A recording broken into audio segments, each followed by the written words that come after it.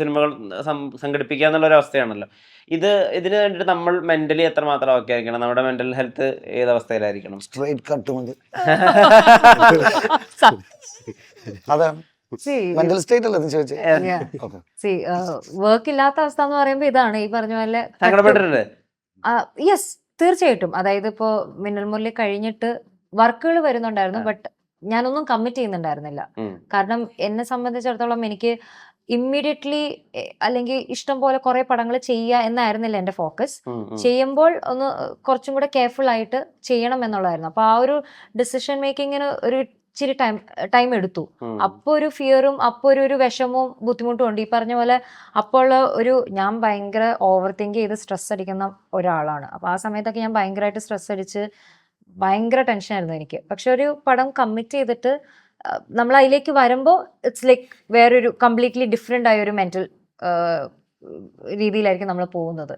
അപ്പം ഇപ്പൊ സംബന്ധിച്ച് like touch wood everything is going great. ഇപ്പോ കുറച്ച് നാളായിട്ട് അങ്ങനത്തെ സ്ട്രെസ്സും കാര്യങ്ങളും വന്നിട്ടില്ല. സോ സിനിമ കിട്ടാതിരിക്കുന്ന സമയത്ത് മനസമാധാനം ആയിട്ടിരിക്കാൻ വേണ്ടി പ്രവീൺ എന്താ ചെയ്യുന്നത്? അപ്പോഴാണ് കുറച്ച് സമാധാനത്തിന്റെ അല്ല, എന്നെ സംഭവിച്ചുള്ളത് നേരെ ഓപ്പോസിറ്റ് സംഭവിച്ചിരിക്കുന്നത്. എപ്പോഴൊക്കെ സിനിമ വന്നിട്ടുണ്ടോ അപ്പോഴാണ് എനിക്ക് പണി കിട്ടിയിട്ടുള്ളത്.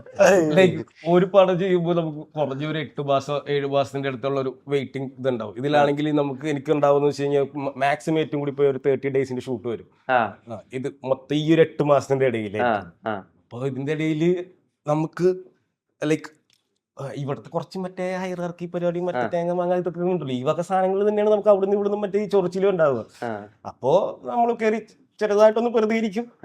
അപ്പൊ അവിടെ നിന്ന് റെസ്പോൺസ് ഒന്നും ഇല്ലെങ്കിൽ നമ്മൾ പിന്നെ കുറച്ചും കൂടി വലുതായിട്ട് പ്രതികരിക്കും.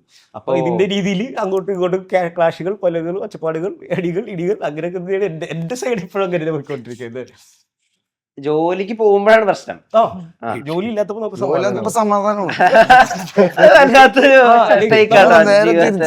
ചിന്തിക്കുന്നുണ്ടല്ലോ. ലൈക്ക് അല്ലെങ്കിൽ നമ്മുടെ അടുത്ത് വന്നിട്ട് ഓക്കെ ഡയറക്ഷൻ ഡിപ്പാർട്ട്മെന്റ് എന്ന് പറയുന്നത് ആക്ടേഴ്സ് ഭയങ്കര ശോകമായിട്ടിരിക്കുന്നു ഒന്ന് പോയിട്ട് അവരുടെ സാധനം സെറ്റ് ചെയ്യുമ്പോൾ നമ്മൾ അവിടെ പോയിട്ടൊന്ന് അവരെ ഇതാക്കാൻ വേണ്ടി ഇരിക്കും. അപ്പോഴായിരിക്കും ഇരിക്കുമ്പോഴേക്കും ഇപ്പുറത്തെ സൈഡിൽ നിന്ന് പറയണം മറ്റേ മച്ചാണെങ്കിൽ ഇത് മറ്റാക്കി ഔട്ടായിട്ടിരിക്കുകയാണ്, എന്താ ചെയ്യേണ്ടതാന്ന് പറഞ്ഞിട്ട് ഇവരുടെ അവിടുത്തെ കഥയുണ്ടാവും. സോ ബേസിക്കലി ഞാനിപ്പോ ഒരുമാതിരി മറ്റേ പോകുന്ന ഒരു അവസ്ഥാനത്ത് 3-4 സെറ്റുകൾ എന്റെ അവസ്ഥ എന്ന് വെച്ച് കഴിഞ്ഞാൽ ഈ ഒരു മറ്റേ നാരദന്റെ പരിപാടി പോലെയാ. ഇവിടുന്ന് അവിടെ പോകും, അവിടുന്ന് ഇവിടെ വരും, ഇവിടെ അങ്ങോട്ട് പോകും, അവിടുന്ന് അപ്പുറത്തേക്ക് പോകും. ലൈക്ക് ഈ ഒരു കേസ് ഒന്നുമില്ല. ഇപ്പൊ നമ്മൾ അത് കഴിഞ്ഞ് കഴിഞ്ഞാൽ നേരെ വീട്ടിൽ ഞാൻ മാത്രമേ ഉള്ളൂ. ഞാൻ എന്റെ കാര്യം നോക്കിയാൽ മതി, പിന്നെ എന്റെ ഫ്രണ്ടിൽ വരുന്ന ആൾക്കാരുടെ കാര്യം നോക്കിയാൽ മതി എന്നുള്ള അവസ്ഥ. സമാധാനം എനിക്ക് ഏറ്റവും കൂടുതൽ സിനിമ ഇല്ലാത്തപ്പോഴാണ്. വ്യത്യസ്തനായ മനുഷ്യനാണല്ലേ? വളരെ വ്യത്യസ്തനാണ്.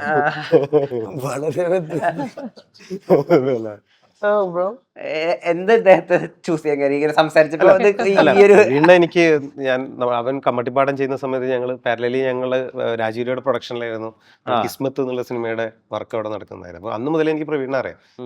ഞാൻ അതിന് ശേഷം ഞാൻ ഫസ്റ്റ് ആയിട്ട് ചെയ്യാൻ ഉദ്ദേശിച്ച സിനിമ ജുംബാലഹരി എന്നുള്ളൊരു പടമായിരുന്നു. അത് ഈ ലോക്ക്ഡൌൺ കാരണം മുടങ്ങിപ്പോയി. അതിനകത്തും ജുംബാലഹരി എന്ന് പറയുന്നത് അപ്പൊ ഒരു പടം അല്ല, ആ റൈറ്ററുടെ പേരിൽ ഒരു ക്യാരക്ടറിനെ വെച്ചിട്ട് നമ്മള് ഉണ്ടാക്കിയത് ബംഗാളി റൈറ്റർ.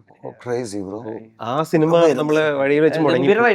ഒരു ഗംഭീർ റൈറ്ററായിരുന്നു, ഒരു കനേഡിയൻ, ഇൻഡോ കനേഡിയൻ റൈറ്ററാണ് അവർ.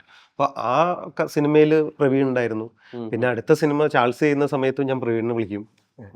അതും പ്രവീൺ ആ സമയത്ത് വേറെ എന്തോ എൻഗേജ്മെന്റ് ഒക്കെ ആയിട്ട് എനിക്ക് ഇത്രയും ദിവസം വരാൻ ഉള്ളൊരു ബുദ്ധിമുട്ടും കാര്യങ്ങളും അവന് വന്നുകൊണ്ടാണ്.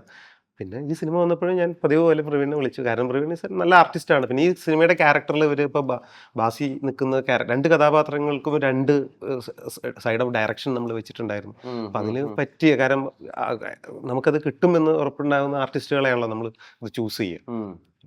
ഡെഫിനറ്റ്ലി അവൻ അതിനകത്ത് ആ ഒരു ക്യാരക്ടർ നല്ല രീതിയിൽ പെർഫോം ചെയ്തിട്ടുണ്ട്.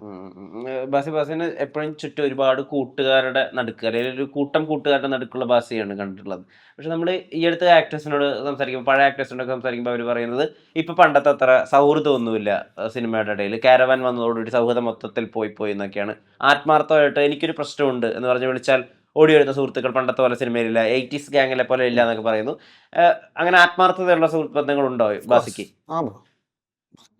കോമഡി കളിയാതൊക്കെ പറഞ്ഞത് കാരവാൻ ഉണ്ടെന്നും പറഞ്ഞ് മനുഷ്യർ ചിത്തേ പോകും.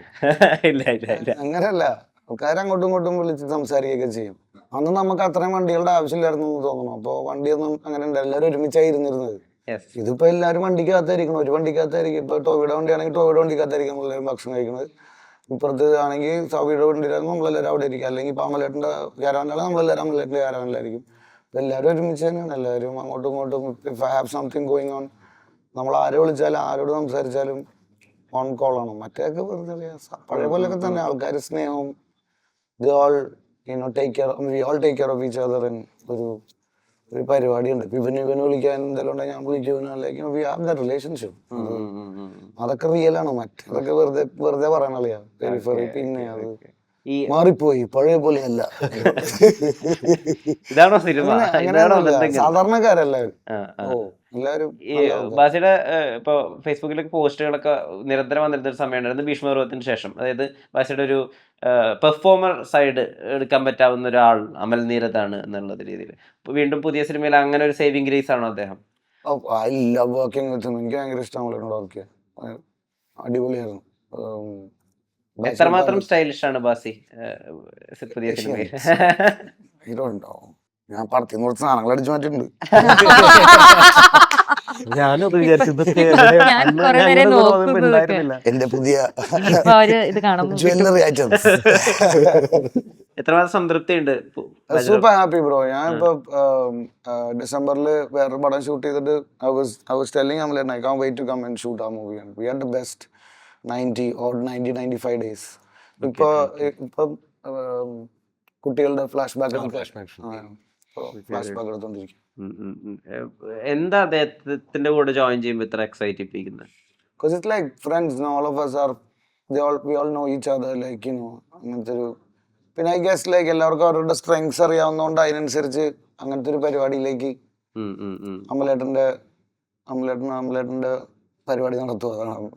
Such A great film maker അല്ലേ. അപ്പോൾ നമ്മൾ അങ്ങനത്തെ ഒരു സിനിമയുടെ ഭാഗമാവുക, അങ്ങനത്തെ കഥാപാത്രം ചെയ്യാൻ പറ്റുക എന്ന് പറഞ്ഞാൽ നമ്മളൊരു യൂണിവേഴ്സിലാവും. ഒരു സാധനം സെലക്ട് ചെയ്ത് ഇടുമ്പോൾ തന്നെ നമുക്ക് സെറ്റാവും. ഓക്കെ, കഥ, പരിപാടി, ആൾക്കാർ, കഥാപാത്രം, and you look a certain way, style certain way, so you already that.